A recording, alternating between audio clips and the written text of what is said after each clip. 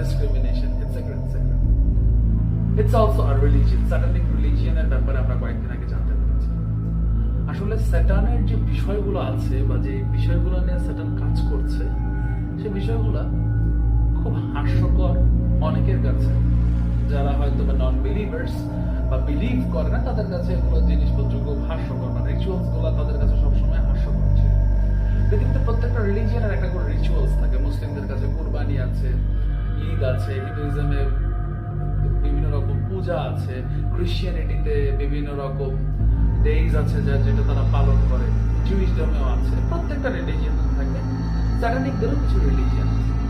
তো আমি তত্ত্বগত দিকগুলো কেন আলোচনা করছি, অনেকের কাছে এটা একটা বোরিং স্টাফ হতে পারে যে ভাই আমরা আপনি তো হুজুরদের মতো আসলে শয়তানকে বলতে গেলে